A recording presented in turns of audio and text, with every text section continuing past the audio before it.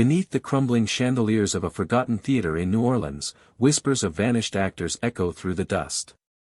Each disappearance follows the final scene of a cursed play, one no cast ever completes. Called to investigate, Mystery Incorporated steps into the spotlight. But as curtains rise, a chilling question lingers: is the phantom real, or is someone directing a far more sinister performance? Rain pattered against the windshield of the Mystery Machine as it rolled into the misty outskirts of New Orleans. Spanish moss hung like ghosts from the twisted oaks, and the faded sign barely clinging to life read, Theatre de l'Ombre, Theatre of the Shadow. It had been abandoned for decades, locals claimed, until a revival troupe tried to bring it back to life.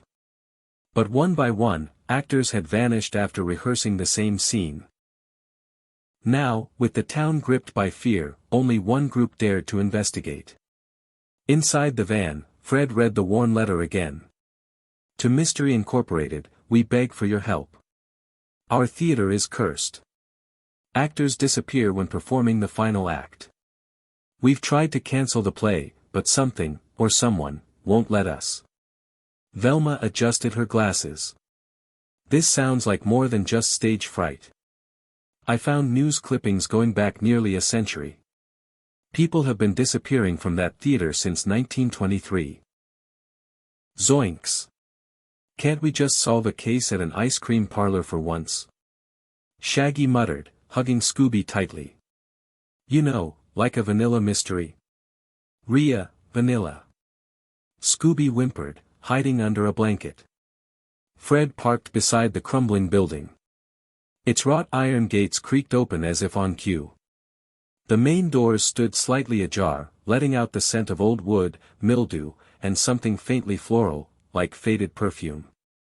They were met by Lucien Duval, the theater's harried producer. A gaunt man in his 50s with deep-set eyes and a voice that quivered like a bowstring, Lucien shook Fred's hand. You're here. Thank the spirits. We've cancelled the shows, but the incidents keep happening. Can you tell us more about the disappearances? Velma asked, opening her notepad. Lucien led them through the main hall, past rows of dust-covered velvet seats and toward the stage. We reopened last year. Everything went smoothly, until we began rehearsing the final masquerade. Each time we reach the last scene, someone vanishes, without a trace. The script is old. Unpublished. Came with the building. Daphne's gaze lingered on the ornate stage curtains, stitched with golden thread. And who picked the play? Lucien hesitated. It was left behind. A script in a locked drawer in the director's box. No name, no author. Just, waiting. Shaggy peeked behind the curtain. Like, maybe it should have stayed unopened, man. That afternoon, the cast resumed a staged rehearsal. Mystery Incorporated observed from the wings. The lights dimmed as the lead actress stepped forward to deliver her line, and if I cannot return, may my soul remain among the stars. Suddenly, the stage lights flickered violently. A gust of cold wind swept across the room, and the actress screamed, then vanished. The spot she had stood on was now empty, her voice still echoing as if trapped in the rafters. Everyone rushed to the stage. No secret doors, no trapdoors. Just an eerie silence. She's gone. Lucien gasped. Gone like the others. Fred knelt and examined the floorboards. There's something carved here, he said, brushing away the dust. A strange symbol, circular with jagged edges, glowed faintly beneath the boards. It looked like a signature, but not written in ink. Velma's eyes widened. That's not a stage mark. That's an occult sigil, and very old. Scooby sniffed the area and sneezed. Rue, perfume. Daphne knelt beside Fred. I smell it too. Rose water and lilac. That same floral scent from earlier. Just then, the theater lights shut off completely. Darkness swallowed the group, and a deep, raspy whisper echoed from the ceiling, the show must go on. Shaggy bolted. Nope. That's our cue to exit, stage left. Fred turned on his flashlight. Everyone stay calm. We're setting up camp here tonight.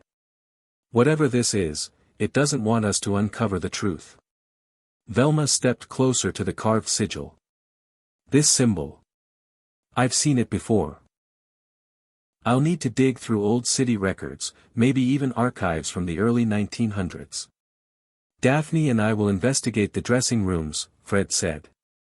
Shaggy, Scoob, you check the backstage area. Us? Shaggy gulped. But that's where the ghost hangs out. Rhea. Ghost. Scooby whimpered. I'll lure it with Scooby snacks, Velma said dryly. Why didn't you say so? Shaggy perked up. Let's find some clues, Scoob. As the group split up, the storm outside intensified. Thunder rumbled like distant applause. The theater seemed to breathe with its own rhythm, like an ancient beast awakened after years of slumber. Backstage, Scooby and Shaggy tiptoed past rusting props and shadowy curtains. They paused at an old dressing mirror. Written in lipstick, the words shimmered, Eliza waits in the wings. Scooby yelped. Ruro. Lightning forked across the New Orleans sky, illuminating the ancient walls of Theatre de l'Ombre as Scooby and Shaggy sprinted from backstage, their howls echoing through the halls. They didn't stop until they collided with Fred and Daphne near the orchestra pit. There's a ghost back there. Shaggy panted, pointing wildly. Wearing a mask and creeping above the stage like its Phantom of the Freaky Opera. Scooby added, Mirror, said Eliza Waits. Ruro. Velma, flipping through an old city registry, looked up. Wait, Eliza. I found a mention of an Eliza Dubois. She was the original star of the theater, in 1923. She disappeared during the debut of the final masquerade, the same cursed scene. Fred crossed his arms. If this is just someone in a costume, they're seriously committed to the role. But why keep reenacting the same scene over and over? Daphne opened her purse and pulled out a small, leather-bound diary. I found this tucked inside a false drawer in the dressing room. It belonged to Eliza. Her last entry is dated the night she vanished. They say the scene is cursed. But I must go on. He promised the spotlight would make me eternal, even if the price is my soul. That's not ominous at all, Shaggy muttered. Velma's brow furrowed. She mentioned he. Maybe a director. A producer. Someone promised her fame, but something went wrong. Fred examined the diary. We need to figure out who he was. And what he meant by eternal. Daphne flipped to the back of the book. There's a name scribbled several times in the margins. M. de Chantel. Could be the original playwright, or someone pulling strings behind the curtain. Fred looked toward the catwalk. Let's search the director's box. Maybe this M. de Chantel left more behind than just a creepy script. Upstairs, the director's booth was locked with a heavy iron latch.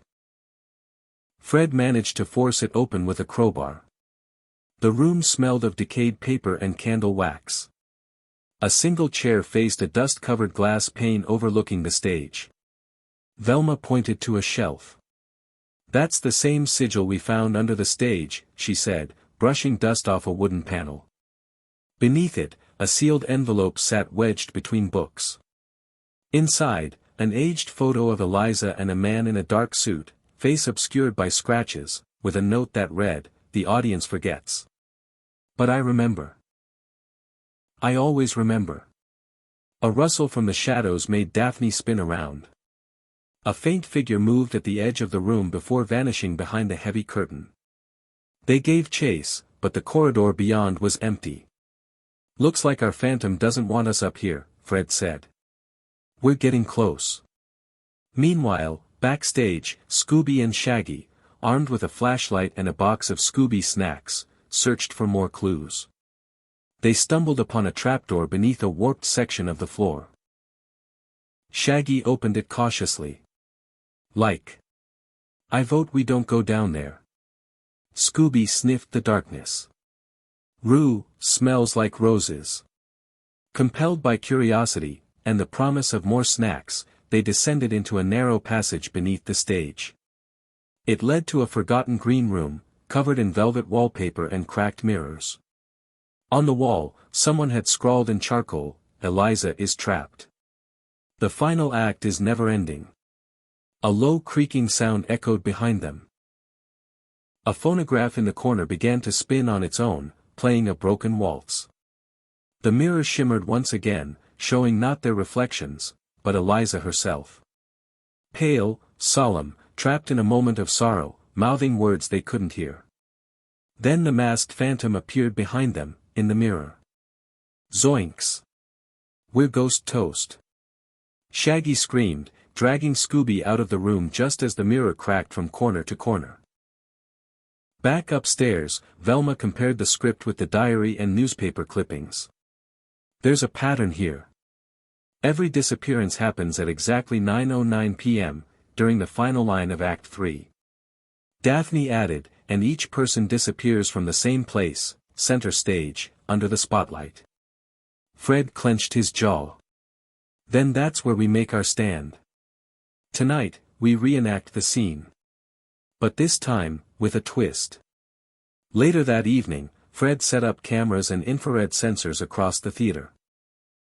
Shaggy and Scooby were less thrilled about their role in the performance. You want us to act? Shaggy wailed. I've seen too many plays where the snacks disappear before the actors. Fred smiled. That's the point. You two will draw out whoever, or whatever, is behind this.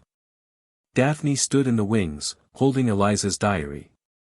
Let's give the Phantom the performance of a lifetime.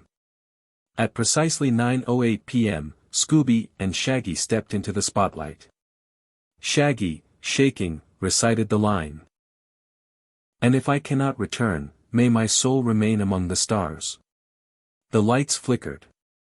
A wind swept the stage. A scream echoed from above. And then, the masked figure dropped from the rafters, landing silently behind them. Fred activated the trap. Netting launched from above, but the figure vanished in a swirl of smoke. The trap hit empty floorboards. Scooby howled as the lights snapped off, and a spectral voice echoed through the walls, "She's mine. She will perform forever." Rain lashed the tall windows of the Theatre de l'Ombre as the gang gathered around Velma's laptop in the foyer. The footage she uncovered sent a chill through the group. There were two figures behind Scooby and Shaggy on stage last night, the masked phantom, and a spectral woman in a tattered 1920s gown. Eliza. Velma pressed pause. It wasn't just the phantom. Eliza's ghost was with him. Or at least, her image. Fred leaned in. But if Eliza vanished 100 years ago, and we just saw her again, that means either this is the world's longest stage illusion, or something stranger is happening. Daphne flipped through the diary. Eliza believed she'd become eternal through her final performance. What if the phantom made that happen, trapped her in an endless scene? Scooby shivered. Rehearsing, forever? Shaggy gulped. Like, I love drama class and all, but even I need a lunch break sometimes. Fred nodded. We need to understand why this scene is so important. Velma, you said every disappearance happened at 9:09 p.m., during the same line? Yes, she confirmed. The line spoken when Eliza disappeared was, "Let them applaud my end, for in silence I am immortal." Daphne looked up. That's exactly what Shaggy said on stage last night. Whoever is behind this is recreating the play, not just staging it, but forcing the exact same lines to be spoken again. Velma turned to the script. There's a second version of the scene, handwritten. And it's darker. It ends with the stage collapsing in fire. Fred's eyes narrowed. A director obsessed with immortality, a cursed play, and a theater that hides more than just trapdoors. There's more under this stage than we know. They returned to the basement where Scooby and Shaggy had discovered the forgotten green room. Fred and Velma traced the walls until they found a narrow brick corridor hidden behind a velvet curtain. At the end of the hallway was a wrought iron door, etched with the same symbol from the sigil earlier. "This symbol keeps showing up," Velma muttered. "It's an old theatrical mark, used in occult performances, a kind of invocation for eternal memory."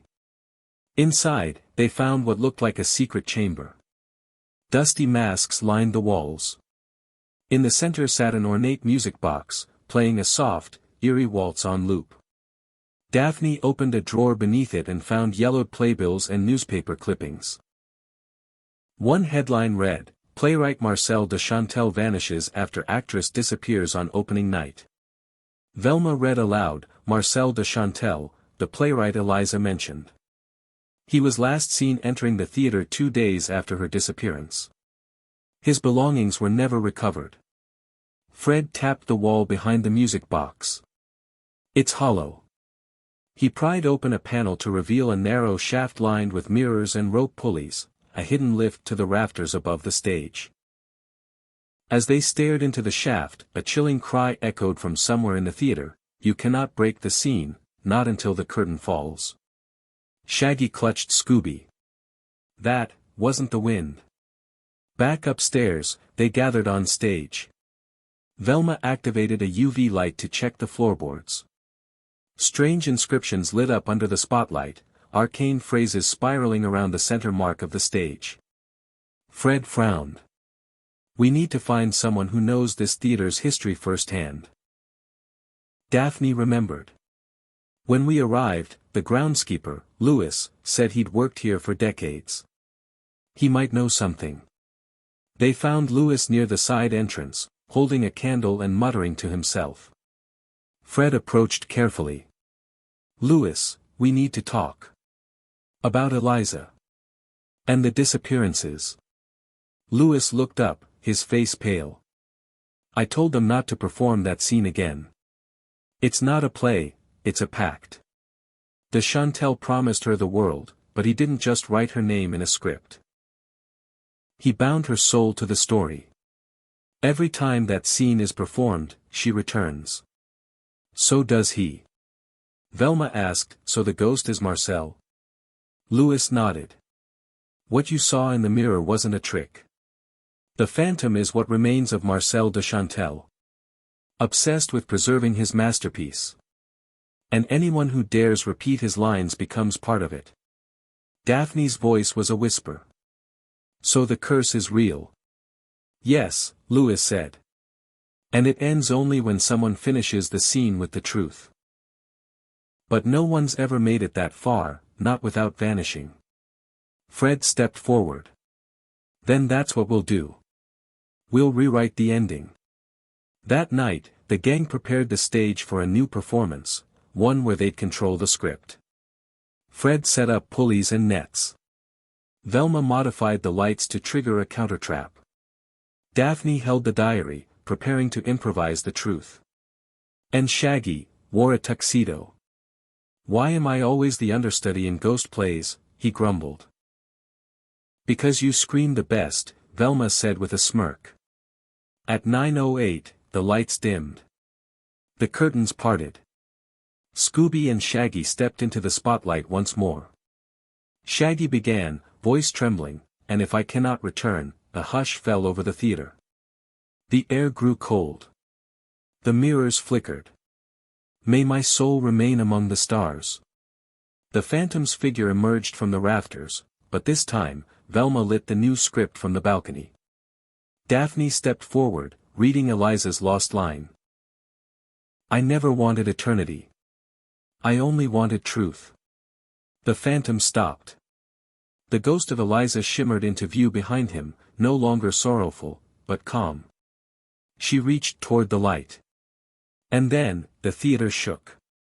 The spotlight exploded. The phantom screamed, his mask shattering into black mist. When the dust settled, the stage was empty. No ghost. No masked figure. Only a diary, now closed, resting peacefully on the stage floor.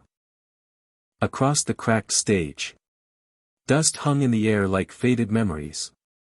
The phantom was gone. Eliza's ghost had vanished.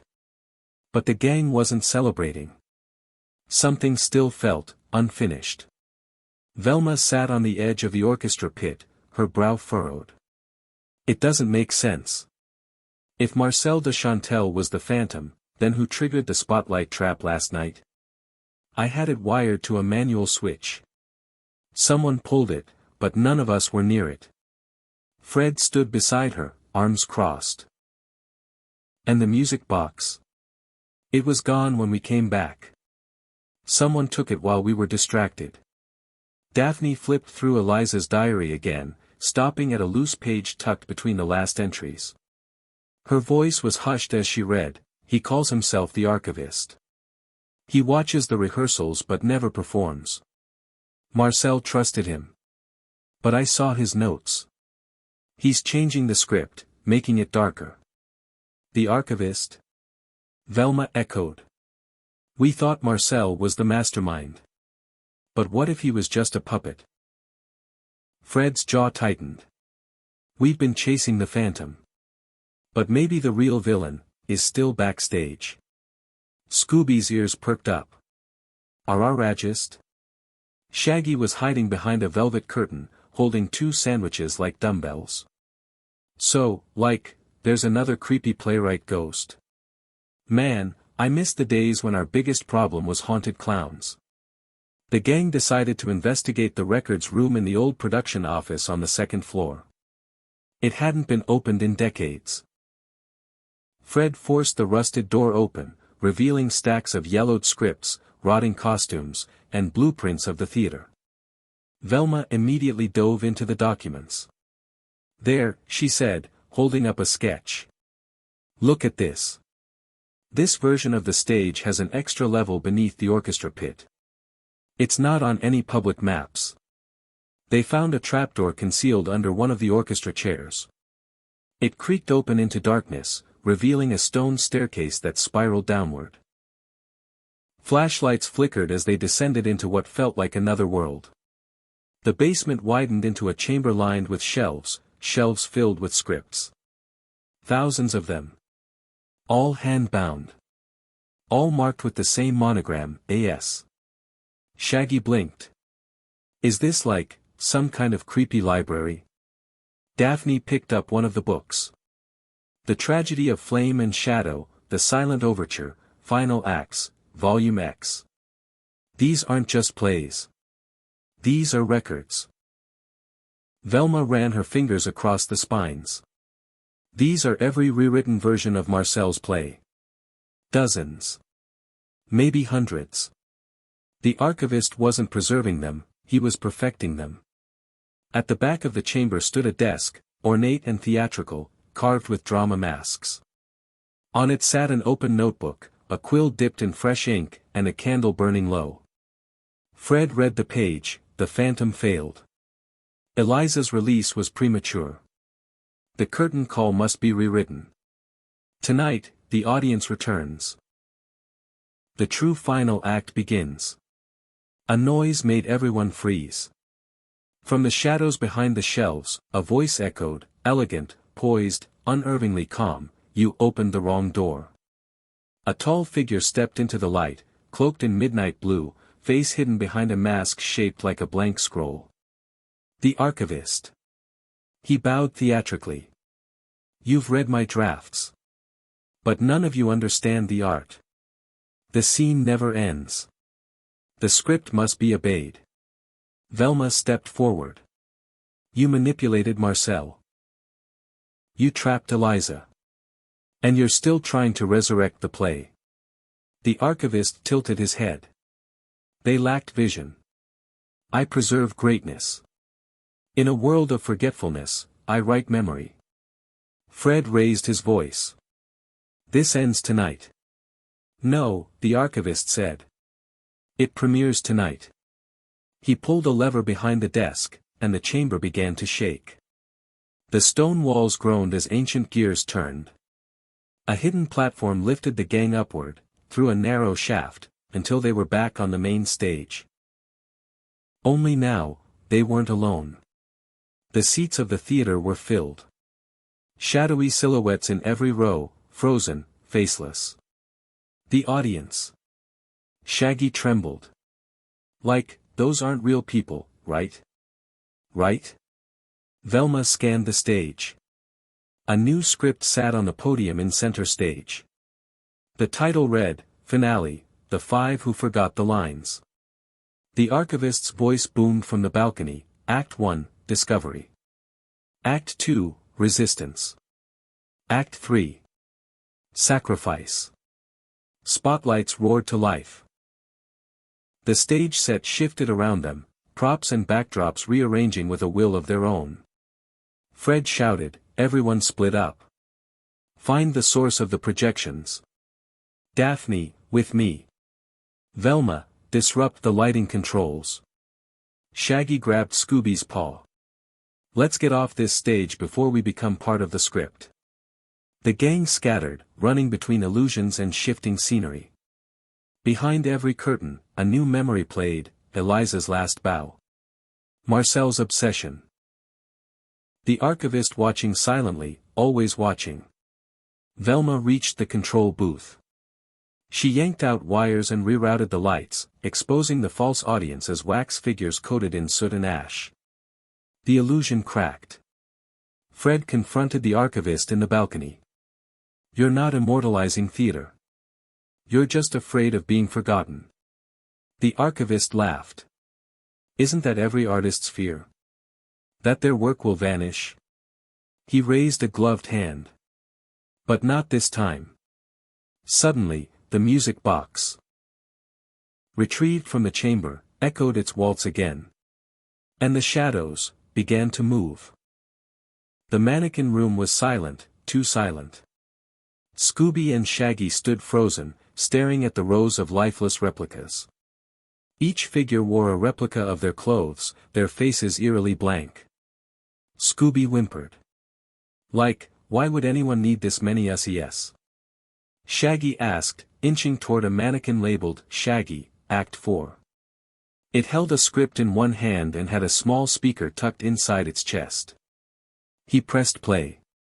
A distorted voice echoed from the speaker, the comedic relief must fall first. Laughter dims before the final tragedy. Ruro. The walls shuddered as a wave of mechanical movement echoed around them. The mannequins turned their heads, one by one. Eyes lit with pale green light. Shaggy screamed. They're moving. Scoob, we're in a nightmare musical. They bolted, dodging outstretched mannequin arms as the figures lurched into motion, synchronized like dancers in a macabre routine. Scooby grabbed a sandbag rope and swung across the room, crashing through a prop wall and back onto the main stage, dragging Shaggy along. Meanwhile, Daphne and Fred had followed a corridor behind the orchestra pit that led into the costume archive. Racks of gowns and capes swayed with unseen movement. A distant metronome clicked steadily, keeping time. Fred examined the walls. These costumes, they're from every decade this theater operated. Some are from after it was shut down. Someone's been restaging scenes for years. Daphne pulled back a velvet curtain and gasped. A rehearsal set. Intact. Recently used. A script sat open on the director's chair, Act V, Unmasking. But only the worthy may remove the veil.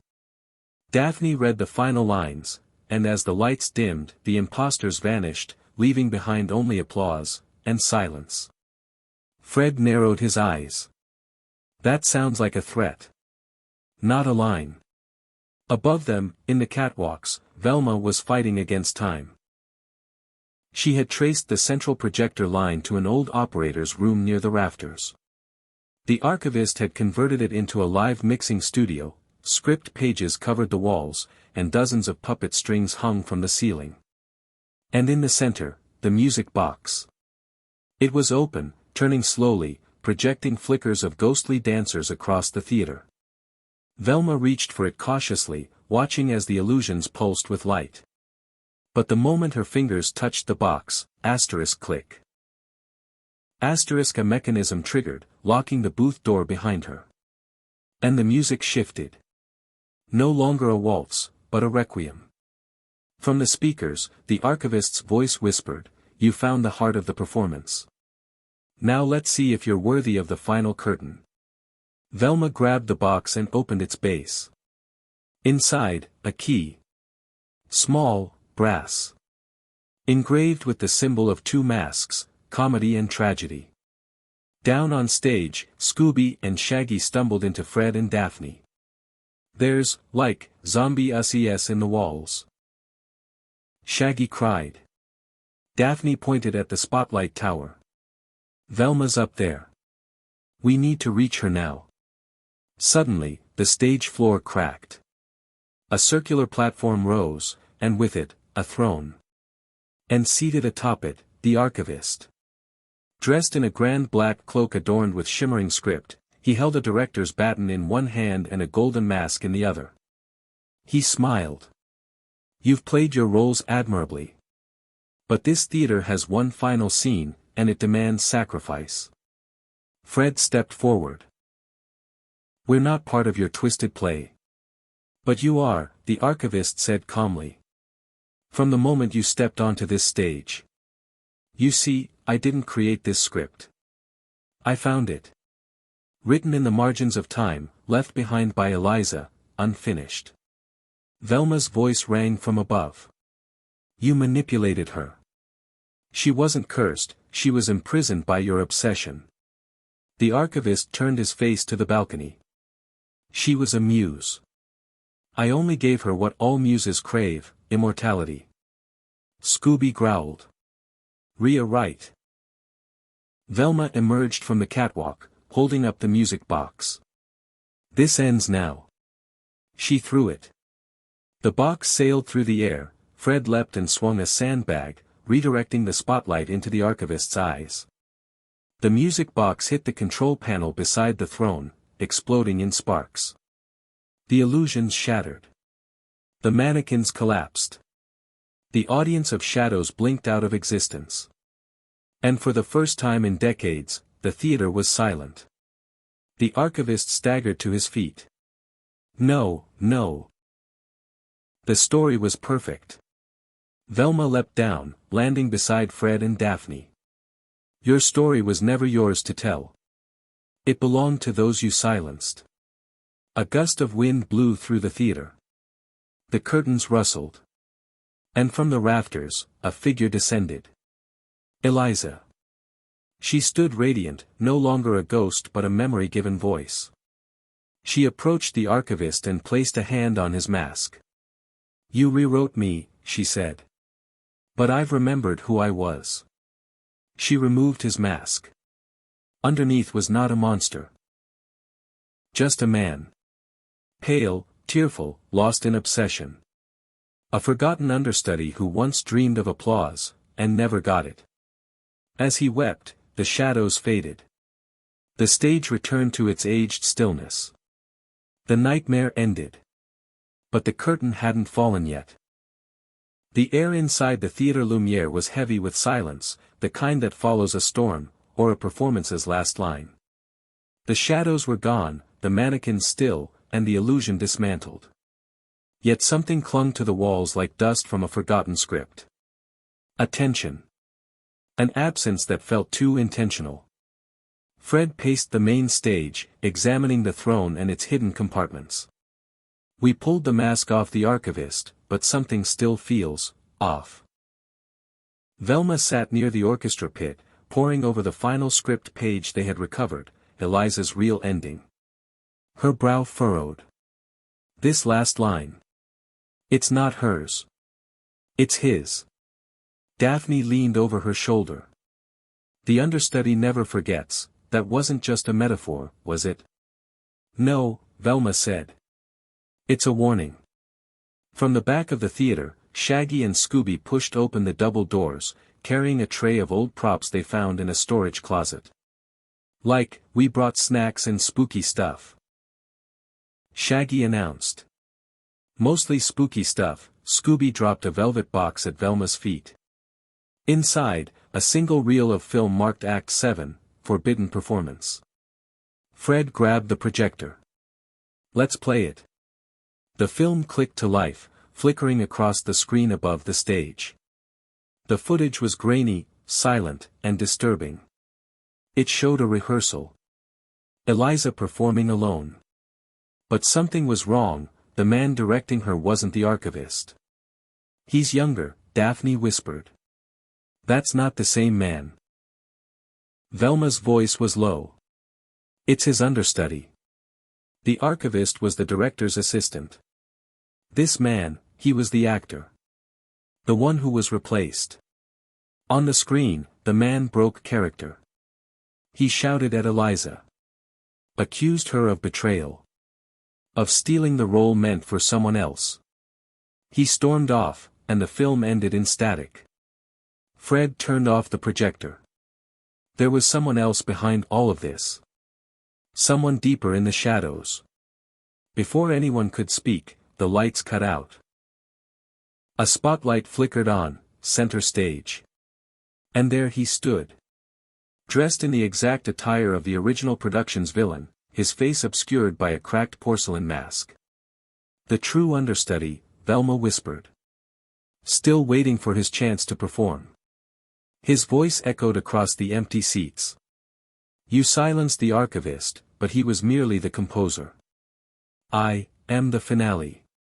Scooby whimpered and hid behind Shaggy, who muttered, "This is, like, way too avant-garde for me." Fred stepped forward. "What do you want?" The man tilted his head. "Closure. The performance was never completed. The audience never applauded. My role was stolen, my spotlight extinguished. But tonight, the curtain rises once more." With a wave of his hand, the stage transformed. Mechanisms long buried roared to life. Curtains flew upward, scenery shifted. They were no longer standing on a broken stage but inside a perfectly reconstructed set from Macabre Masquerade, Eliza's last play. The audience seats filled. Not with people, but with silhouettes. Paper-thin shadows holding programs. The gang stood at the center, surrounded. Velma clutched the final script page. "If we perform the real ending, it breaks the cycle." Daphne nodded. "Then let's finish this." One by one, they stepped into place. Fred recited the hero's lines. Daphne played the fallen noblewoman.